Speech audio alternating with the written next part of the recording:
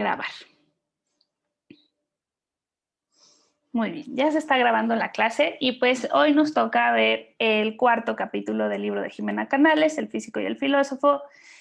Y como ustedes saben, pues el título de este capítulo es La paradoja de los gemelos. Entonces, lo primero que quisiera hacer pues es repasar en qué Sí, consiste esta paradoja. ¿Pueden poner el silencio, bueno, por favor? sale, adiós. Por favor, pongan sus micrófonos en mute para que no se interrumpa la clase. Estamos grabando para los compañeros que no pueden en este horario. Bueno, entonces lo primero que quiero hacer es recordar la paradoja eh, eh, como con mis palabras. Y me parece muy bonito cómo nos lo presentó Jimena Canales, porque yo siempre pensé que esta paradoja se le había ocurrido a Einstein para explicar su teoría de la relatividad, y ahora aprendí con esta lectura junto con ustedes que realmente fue Paul Langevin el autor de la paradoja, quien en Bolonia, en Italia, pues la enunció por primera vez. Pero bueno, ¿en qué consiste la paradoja? En que nosotros estamos acostumbrados a que una pareja de gemelos envejezcan al mismo ritmo. La definición de una paradoja es que algo tiene que ser como muy obvio y de pronto nos sorprenda con un resultado inesperado. En eso consiste la paradoja. Y en lógica, igual, todas las premisas de un argumento paradójico tienen que ser evidentes, así obvias, que tú ves las paradojas, digo, las premisas y te parece facilísimo aceptarlas, pero la conclusión a la que se llega es contraintuitiva o genera rechazo, ¿no? Esa es la construcción de una paradoja. Y aquí lo que es obvio es que los gemelos tienen que nacer y morir, digamos, siempre de la misma edad, o sea, envejecen al mismo ritmo. Y lo que nos dice la dilatación del tiempo, o digamos, el paso del tiempo distinto cuando se va a diferentes velocidades, es que si uno de los gemelos se subiera en una nave que fuera a una velocidad muy cercana a la de la luz, cuando regresara a la Tierra, encontraría a su hermano mucho más viejo. El que se fue en la nave y viajó muy rápido, experimentaría un paso del tiempo menor y pues al volver a la Tierra encontraría a su hermano ya viejo. Esa es la paradoja con mis palabras. Pero hay algo muy importante que sí quisiera comentarles desde este momento, y es que todo esto es un experimento mental, pero físicamente no sería posible llevar a cabo esto. ¿Por qué? Porque para viajar a una velocidad muy cercana a la de la luz, se necesita tener muy poca masa. O sea, ¿quién viaja a la velocidad de la luz? Los fotones, ¿no? Que son partículas subatómicas muy poco masivas. Entonces, si uno intentara trasladar a un cuerpo vivo a una velocidad así de grande, lo que ocurriría es que se desintegraría en sus átomos. Nos volveríamos plasma, ¿no? O sea, no es posible llevar a cabo este experimento. Al parecer, hace como 3 o 4 años estuve en una conferencia en donde un físico sí decía que se han hecho experimentos en la Tierra con naves pequeñitas, súper veloces, que giran alrededor de la Tierra a una velocidad enorme, y sí se ha logrado ver una pequeña diferencia entre el reloj de ese aparatito que va viajando y el reloj que se quedó estático en la superficie de la Tierra, ¿no? Entonces, sí es un hecho observado, pero no con seres humanos. Y para mí, pues esta información fue importante, ¿no? Porque van hablando de la paradoja y la van desarrollando y bueno, es importante decir que pues no es que se haya efectuado, ¿no? Es una cosa un poco de ficción y mucho de un intento de explicación y de propaganda de la teoría de la relatividad para que se entendiera en qué consistía que el ritmo de los relojes pudiera variar dependiendo de la velocidad del reloj del aparato. Muy bien. Bueno, pues la historia súper linda que nos cuenta Jimena Canales de esta paradoja es que Paul Langevin en Bolonia, Italia, organizó un gran evento académico y fue allí donde formuló la primera versión de la paradoja y dice, más o menos, lo reformulé, aquel que pase 2 años viajando a una velocidad cercana a la de la luz, volverá a la Tierra para encontrarla con un aspecto de 200 años más viejo, ¿no? Y la frase que sí copié tal cual de Langevin es esta, ¿no? Es suficiente con estar inquietos y acelerarnos para envejecer más despacio. Claro, aquí jugando con la idea de que este gemelo que estuvo viajando en el espacio, pues realmente se mantuvo joven. Y yo no sé por qué la humanidad siempre ha tenido este deseo como de la vida eterna, de la eterna juventud. Entiendo que estamos más guapos de jóvenes, pero de verdad yo no quisiera vivir 700,000 años. O sea, me parece que el hecho de que la vida sea finita, pues tiene su gracia, ¿no? Y que por eso también apreciamos que todo se vaya. Esto seguramente ya lo han pensado, hay películas sobre ello, pero bueno, encontramos en la literatura y en el conocimiento humano repetidamente este deseo de permanecer jóvenes, forever young, etcétera, etcétera. Eh, Respecto a filosofía de la ciencia, quise resaltar una idea que se menciona en el capítulo. Y es que, bueno, en estos eventos académicos, que antes solamente hacían los científicos, se empezaron a integrar a los filósofos a principios del siglo XX. Y entonces se nos dice que con esto tenían, bueno, y que además se empezaron a hacer muy grandes, las reuniones tenían a veces hasta 500 o 600 asistentes. Y entonces los filósofos empiezan a sentir que se pueden subir al tren del progreso científico. No hay que olvidar que la autora es una persona con formación científica, es ingeniera y después pues se acerca a la historia, pero la formación profesional inicial pues es como de parte de la física, creo que estudió física industrial, si recuerdo de la primera clase. Entonces, lo que nos dice es así como, bueno, los filósofos ya se iban a parecer a los científicos y se iban a subir al tren del progreso científico, donde entendemos a la ciencia como un conjunto de conocimientos avanzados que crece y progresa. Esta versión de la ciencia, y los que ya tomaron el curso de quinto lo saben muy bien, es herencia de Auguste Comte, de un sociólogo sumamente potente en Francia que nos hace creer que la ciencia es el ejemplo a seguir, que todo el conocimiento se debe construir como se construye en la ciencia, metodológicamente, con base en la observación y en la experiencia, y que siempre va a progresar, va a mejorar y se va a limpiar de ideas teológicas, de ideas metafísicas, para quedarse solamente con lo que esté demostrado en la observación. Entonces, bueno, pues aquí se está repitiendo este fantasma positivista de cómo es la ciencia progresiva.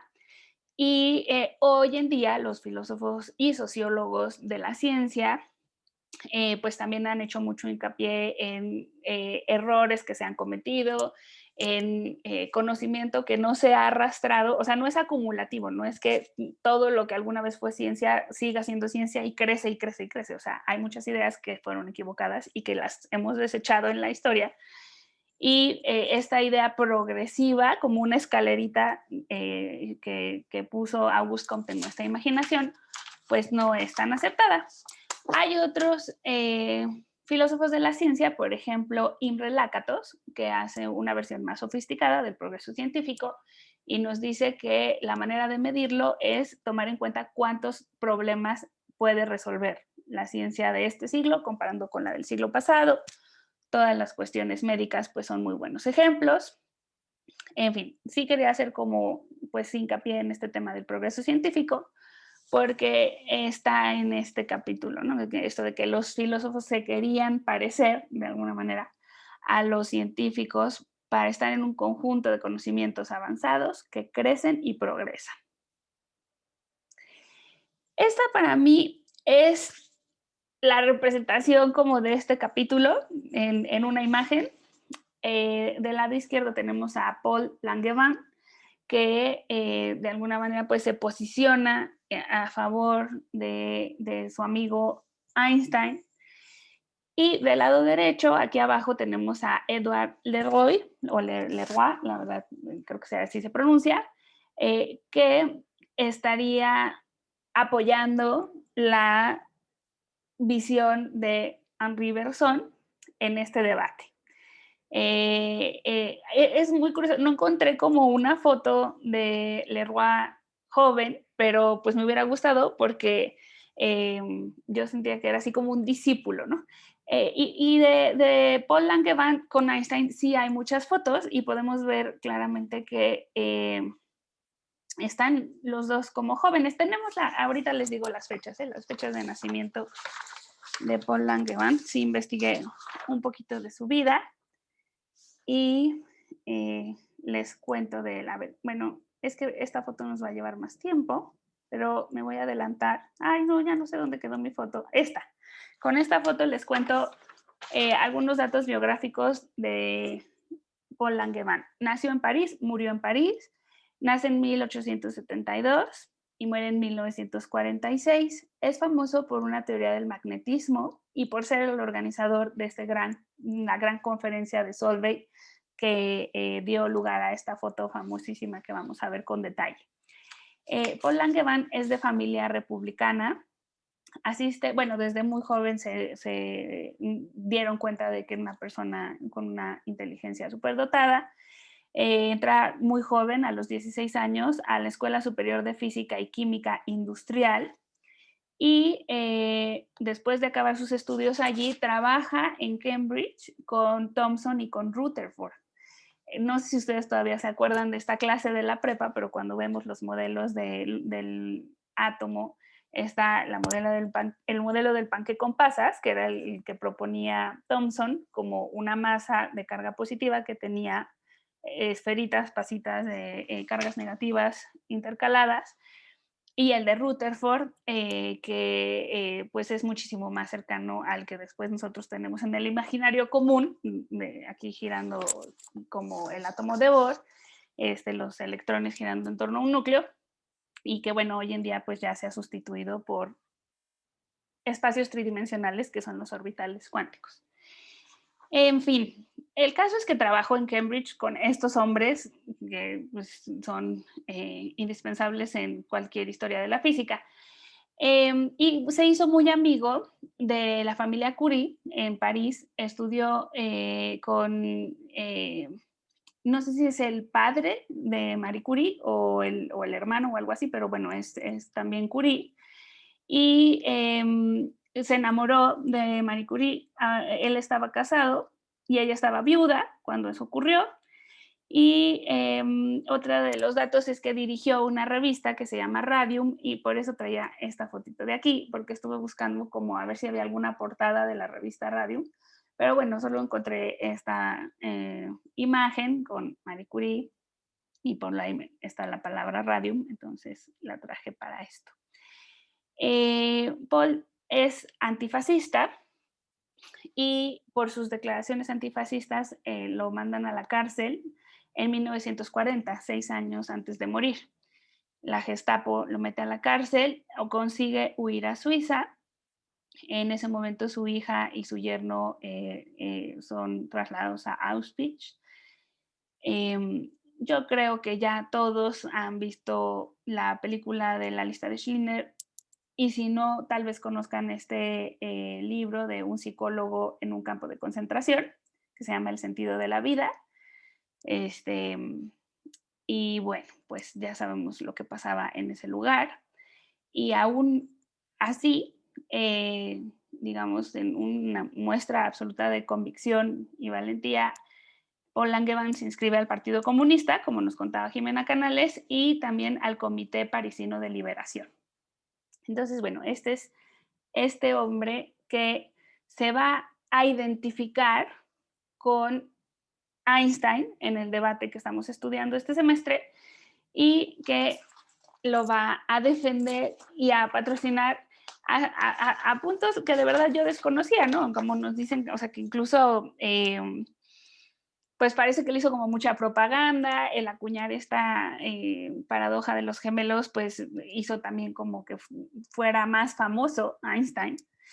Y se querían tanto que pues Einstein llegó a decir que si a él no se le hubiera ocurrido la teoría de la relatividad, seguramente se le hubiera ocurrido a Langevin. La verdad es que había otras personas que le estaban pisando los talones a Einstein, matemáticos, como Poincaré, pero bueno, no lograban dar el salto. Aquí se comenta que Poincaré estaba en la reunión de Bolonia y que pues no alcanzó a ver como el potencial revolucionario de la teoría de la relatividad y finalmente pues sí, no lograron acuñarla como sí hizo Einstein. Paul Langevin influye bastante en que Einstein sea mirado por la comunidad de físicos franceses, tanto que le llaman el apóstol, ¿no?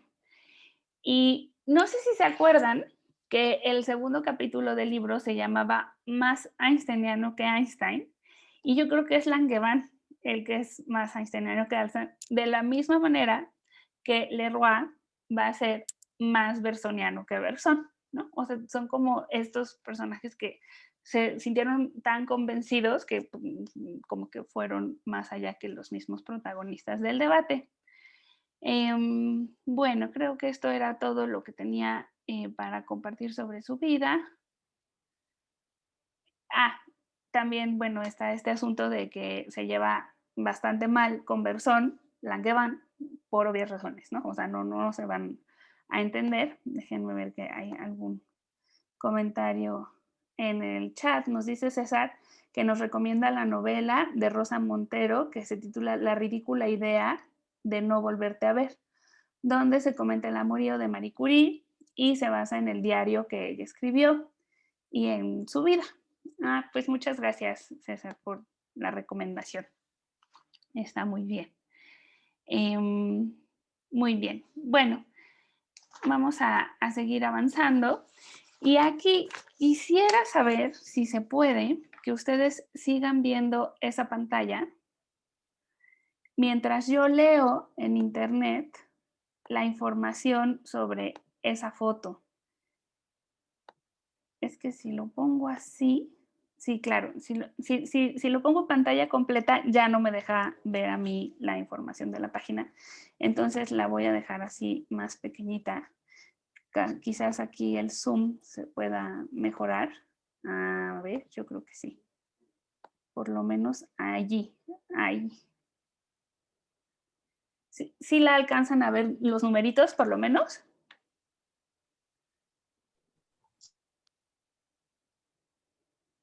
Creo que César iba a decir que sí, Alejandra también dijo que sí, ok. Bueno, esta foto pues probablemente ya la habían visto, es muy importante. No me encanta esta narrativa de la historia de la ciencia donde dicen, ay, todos los genios juntos. Es una historia muy basada como en protagonismos y yo pues me formé con una historiadora que se llama Gisela Mateos del CEICH de la UNAM y ella nos hizo leer puras biografías de premios Nobel que nadie conoce porque son el número 8 en la lista o número 6, ¿no? O sea, siempre como que se ponen todos los reflectores sobre Galileo, Newton, Einstein y ya, ¿no? Entonces, bueno, esto pues también es así, ¿no? Es así como los genios, pero sí conozco esta foto y es también muy famosa para las feministas porque solo hay una mujer, ¿no? Y nos dice mucho de cómo se hacía la ciencia en esos momentos, el hecho de que solo esté aquí Marie Curie en el número 9. Y la novedad para el día de hoy, pues fue que este hombre que está al lado de Einstein es precisamente Paul Langevin, al que estamos conociendo el día de hoy. Entonces, ahora sí voy a leer un poquito una información sobre esta foto. No va a ser muy largo, pero espero que pues, nos sirva para conocerla mejor. Esta foto es considerada una hazaña, un momento histórico de los últimos 50 años, teniendo en cuenta la generalización y la normalización de las cámaras. No era pues algo tan habitual a principios del siglo XX. El milagro sucedió en 1927 al reunir a figuras como Albert Einstein, Schrödinger o Marie Curie en una sola fotografía. Déjenme buscar aquí en los nombres, a ver si vemos a Schrödinger. Es el 16. Bueno, ahí los dejo buscándolo. Aquí está, miren. Él es Schrödinger, que cambiaba mucho de bando, digamos, entre Einstein y Bohr, que estaban siempre también en disputa respecto a cómo interpretar la mecánica cuántica. Y finalmente, para criticar a la visión de Bohr, hace la paradoja del gato y pues por eso es más conocido en la cultura popular, por su paradoja del gato vivo muerto. Ok, sigo leyendo. Como cabe pensar únicamente con solo estos tres nombres, no se trata de algo casual. Algo tiene que ver la física, efervescencia, planteamientos, teorías, descubrimiento y otras ciencias estaban experimentando durante la primera mitad del siglo pasado.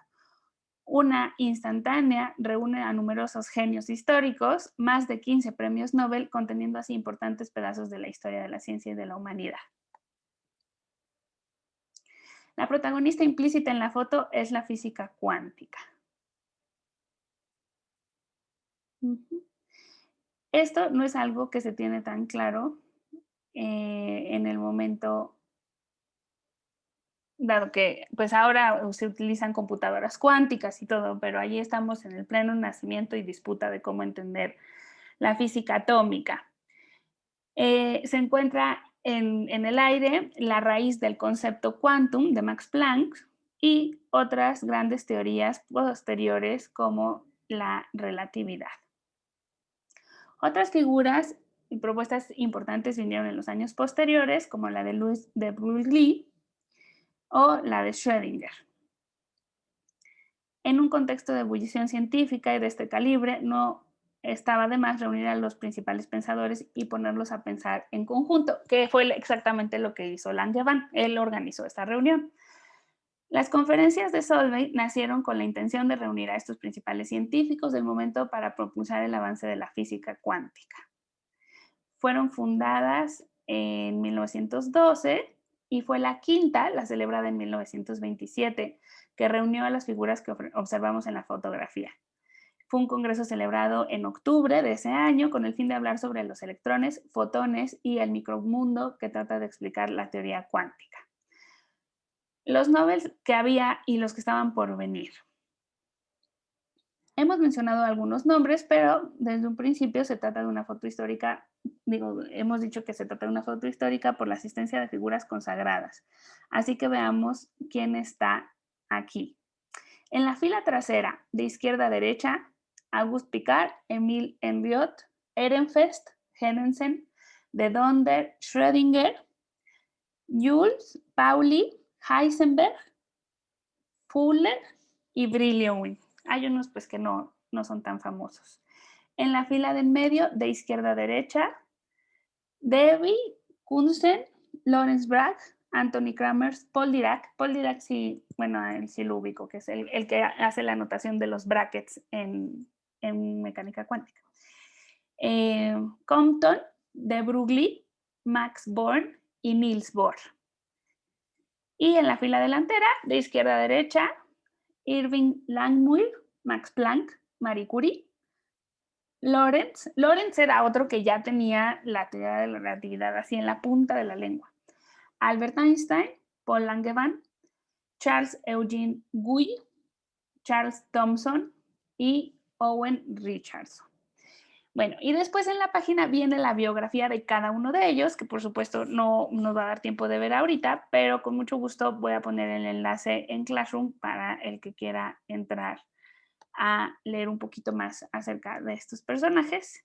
Y ahora sí, voy a regresar a la pantalla. A ver, aquí. Listo. Y pues esta imagen ya la expliqué y ahora pues está esta donde están Einstein, Langevin y Marie Curie. Bueno, un poquito regresando al contenido de nuestro capítulo, hay un momento en el que se plantea la pregunta crucial de si se puede pasar de los relojes a los seres vivos. O sea, sabemos qué ocurre con los relojes, lo que dice la paradoja, es decir, que si uno de ellos va a la velocidad de la luz o a una muy cercana, el ritmo de las manecillas va a ser más lento que el del reloj que esté en reposo. Eso sí ocurre con los relojes, sí o sí. Pero la pregunta, la gran pregunta del capítulo es si la demora en el reloj también afectaría a los procesos biológicos y no solamente a los procesos físicos. Bergson nos dice, miren, me voy a poner ya sé en qué diapositiva, que es como el resumen de ahí, para que tengamos como claro qué es lo que dice el equipo de Bergson y el que dice el de Einstein, ¿no? Entonces, Bergson nos dice que ha habido muchas conceptualizaciones del tiempo por parte de Aristóteles, de Descartes, de Leibniz y de Kant, pero que todas ellas ofrecen teorías del tiempo espacializadas. Aquí hay un uso muy particular de la palabra espacializado por parte de Bergson y tiene que ver con lo que comentábamos de que para él, en contraste con la intuición, lo que pasa por la razón se entiende de manera espacial y todas estas concepciones científicas son espacializadas, ajenas a la conciencia. Eso es lo que está queriendo decir. Para Einstein, está claro que los conceptos de tiempo y de espacio absolutos que había propuesto Newton y que por cierto siguió Kant, no existen, ya se va a sustituir por la idea del espacio-tiempo. Y Langevin, que tenemos aquí en el equipo de Einstein, nos dice que justo los efectos de la relatividad también afectarán a los procesos psicológicos. Entonces, ahí Langevin, yo creo que, justo como nos dice Jimena Canales, quizás se equivocó en las palabras, quizás fue demasiado lejos queriendo como apoyar a Einstein, pero mezcló niveles y pues se hizo un embrollo, ¿no? Porque o sea, estaba tan convencido de que Einstein tenía razón con la relatividad que nos dice, sí, lo mismo va a pasar con la psicología. Y ahí sí, pues, yo creo que mezcló, dice una profesora mía, ahí ya se le hizo bolas el engrudo, ¿no? O sea, como que estaba mezclando niveles que quizás ni el mismo Einstein se hubiera atrevido a mezclar. Y ahí lanza estas frases famosas Langevin como un reloj va a envejecer más que el otro y nosotros mismos somos relojes.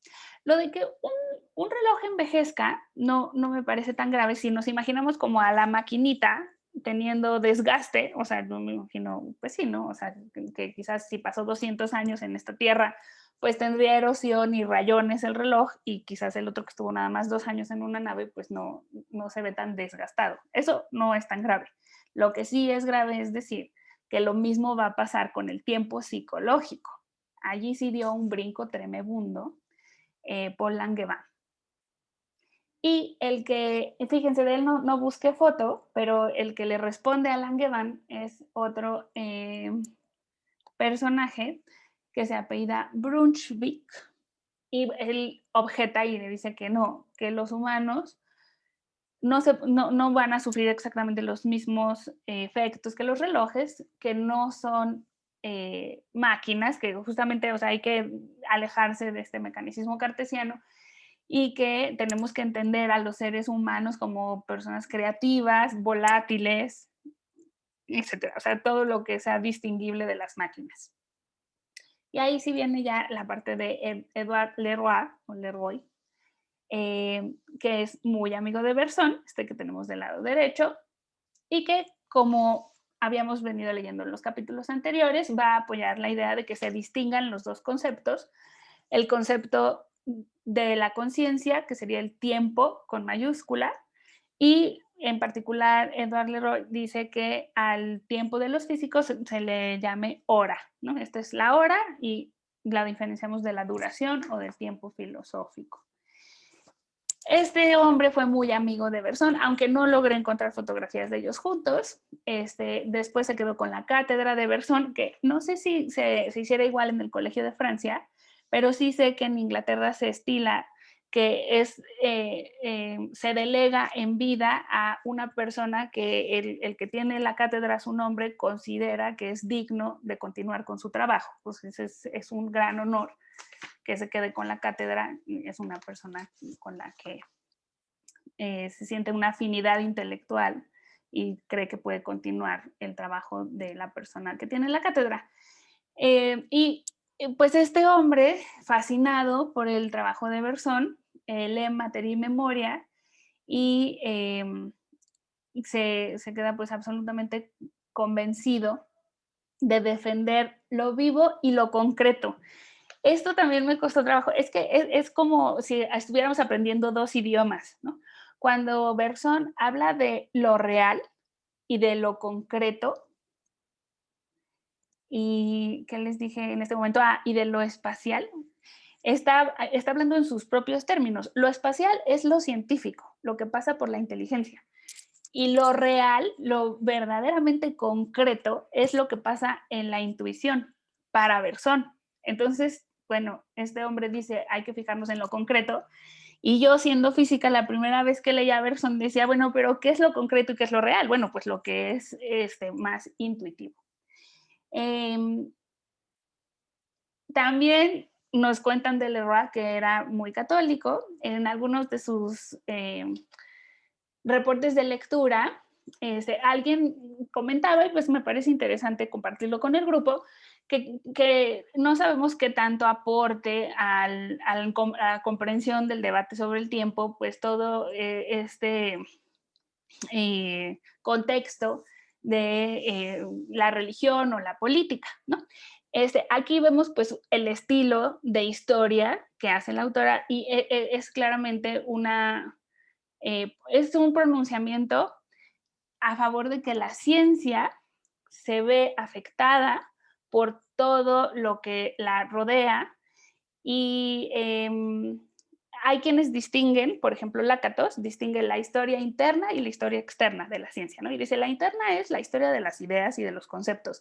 Y si había dinero, si no había dinero, o si se casaron, tuvieron amantes, si creían en Dios o en Buda, pues no nos importa, ¿no? Esos son como los que distinguen historia interna y externa.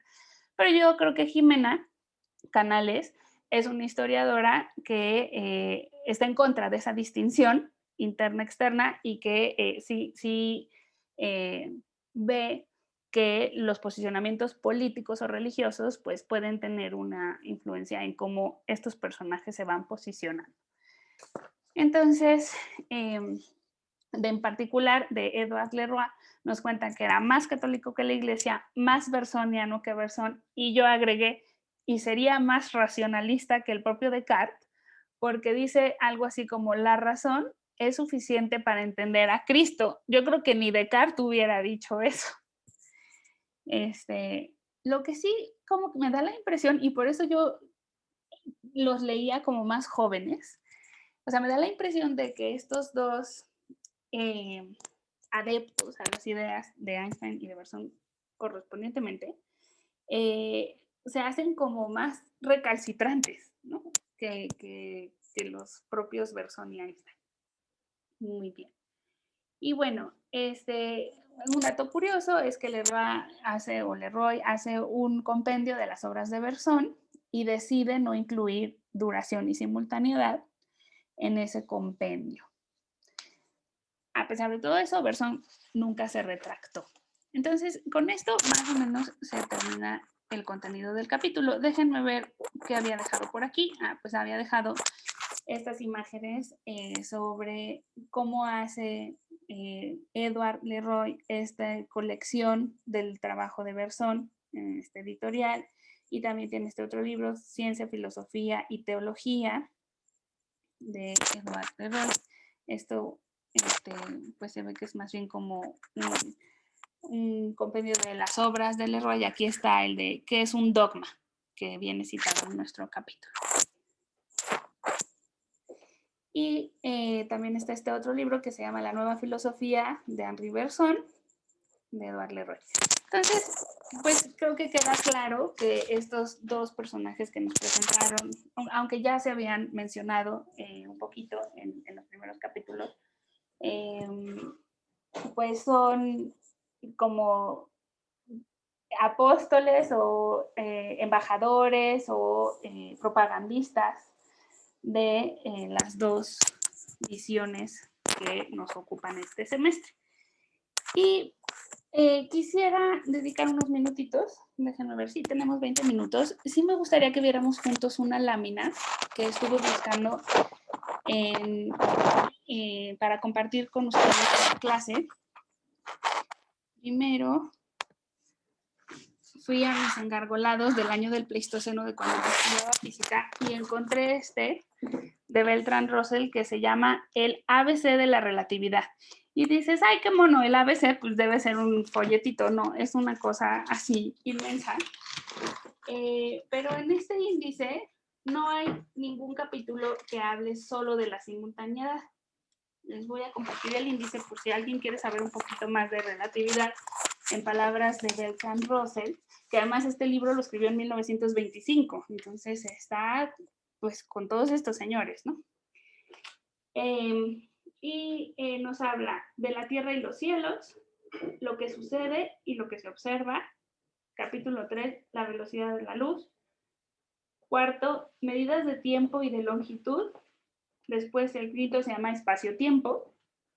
Sexto, la teoría especial de la relatividad, que es la primera, la de 1905. El séptimo se llama intervalos en el espacio-tiempo.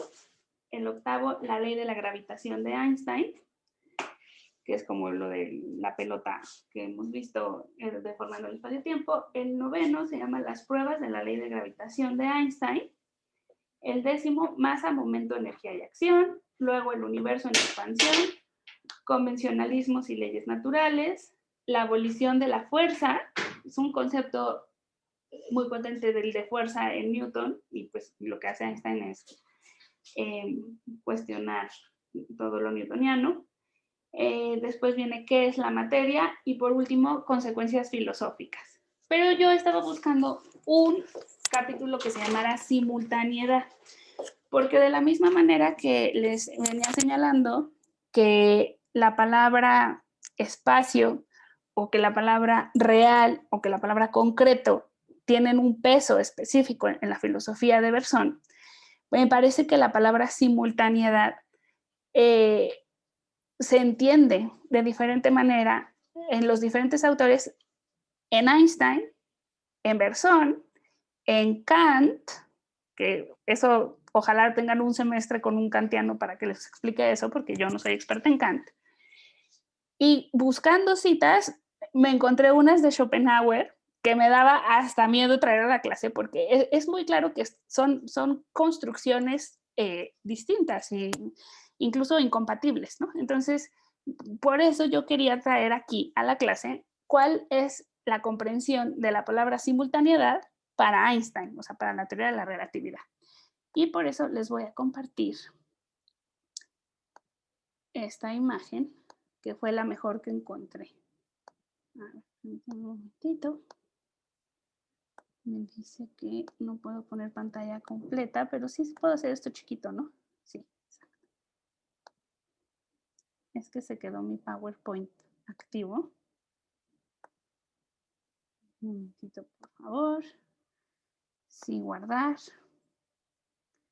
Y aquí en el escritorio tengo la... Ahí está. Ya abrí la lámina.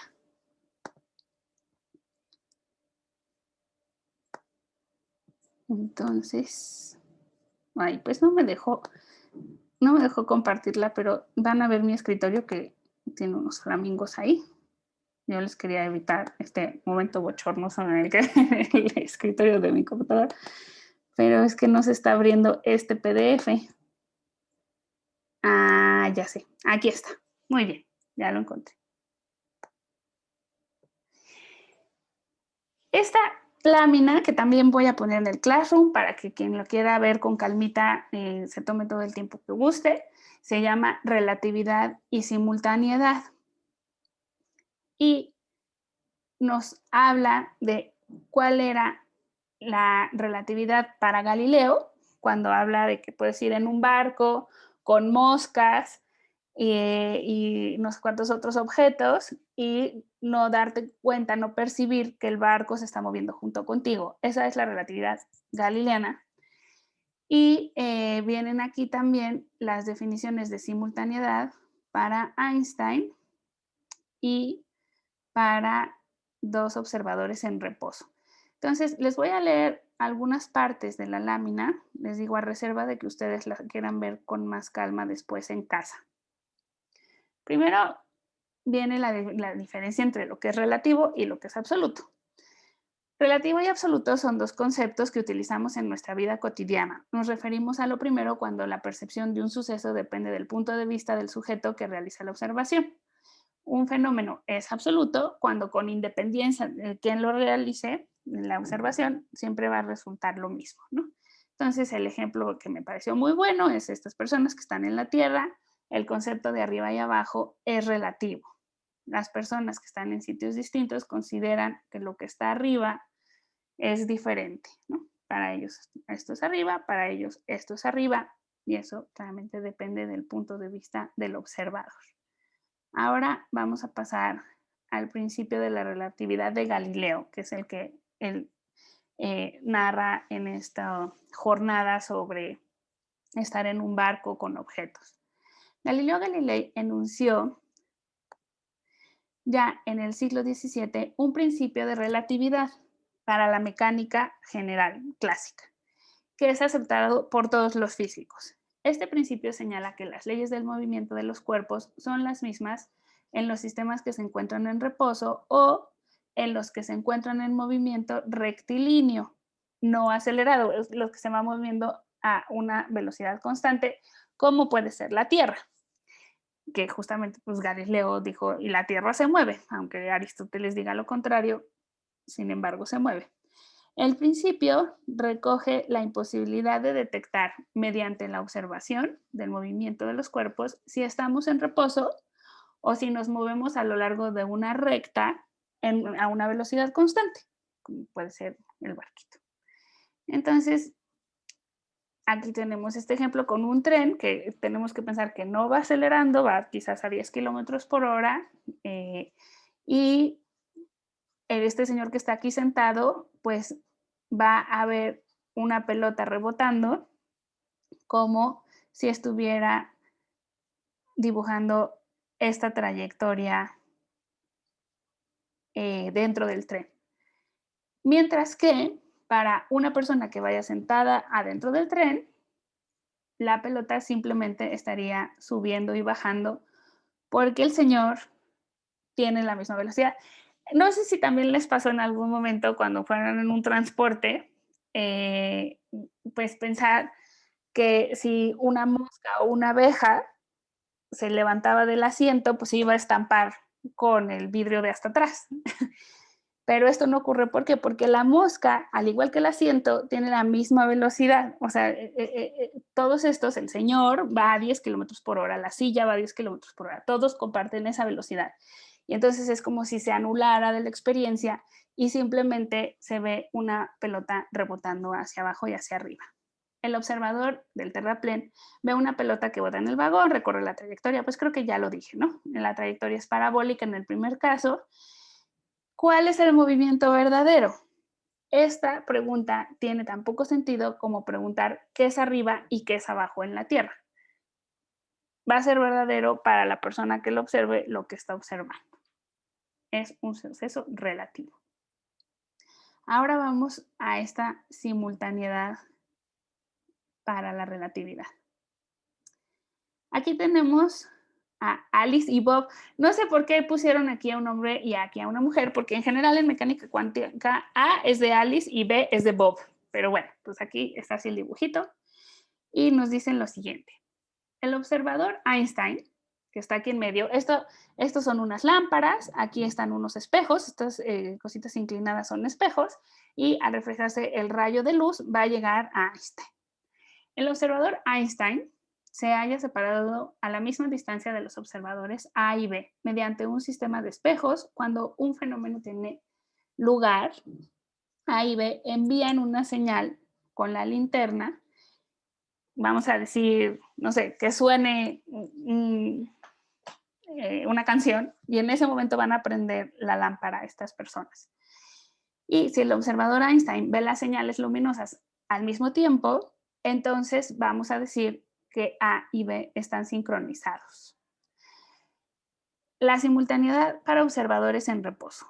Para definir la simultaneidad, o lo que es lo mismo, para sincronizar los relojes de A y B, Einstein distingue dos casos distintos. El más sencillo es la situación en la que ambos observadores se encuentran en reposo. Situado el verificador Einstein a la misma distancia de ambos, cuando los relojes de cada uno de los observadores están en punto, emiten una señal luminosa que se refleja en dos espejos, de modo que Einstein puede ver simultáneamente ambas señales. Si estas llegan a la vez, los relojes de A y B estarán sincronizados. En otro caso, se realizan los ajustes en sus relojes hasta conseguir la sincronía buscada. Esto genera lo que Einstein llamó un sistema común de tiempos. El caso en el que algún observador estuviera en movimiento es más complicado y lleva consigo algunos de los misterios de la relatividad que aquí dejaron para futuras láminas, pero que no es otra cosa que la paradoja de gemelos que ya vimos nosotros el día de hoy. Y ya nada más como dato curioso, para aquellos que no lo sepan, se dice que Einstein pensó en todas estas cosas porque trabajaba en una oficina de patentes en donde llevaban a reparar relojes y estaba el problema de cómo sincronizar los relojes de las estaciones de tren en Europa para que se pudieran organizar los traslados. Es famoso que Einstein no era muy bueno para la primaria y que sacaba malas calificaciones, era una mente muy inquieta, le fue medio mal en las calificaciones en la universidad. Así como estos, Paul Langevin, que les iba súper bien, siempre tenían trabajo remunerado terminando la universidad y se iban a grandes laboratorios, y Einstein nadie lo contrató. Y un amigo suyo le consiguió un trabajo en la recepción de una oficina de patentes, y allí en 1905 se le ocurren las 5 ideas que revolucionan la física del siglo XX, por eso se llama el año maravilloso de Einstein. Pero la primera vez que leí esa historia dije, órale, pues estaba en una recepción y tenía todo el tiempo para pensar. Luego ya entendí que lo que recibía en esa recepción eran aparatos de medición. Entonces tampoco es que estuviera así absolutamente desconectado de lo que después él va a construir teóricamente. Entonces ahora sí me callo, nos quedaron 10 minutitos para discutir juntos. Voy a ir al chat, que hay un mensaje nuevo. Ana Zamudio nos comparte que hay una película sobre Marie Curie, que pronto la van a subir a Netflix, donde sale Paul Langevin y cuentan un poco sobre su relación. Entonces, bueno, pues padrísimo. Si quieren, en lo que suben a Netflix la serie, vamos a buscar el libro de Rosa Montero y después, ya que lo suban, pues vemos la serie. Muy bien, entonces déjenme detener la grabación y vamos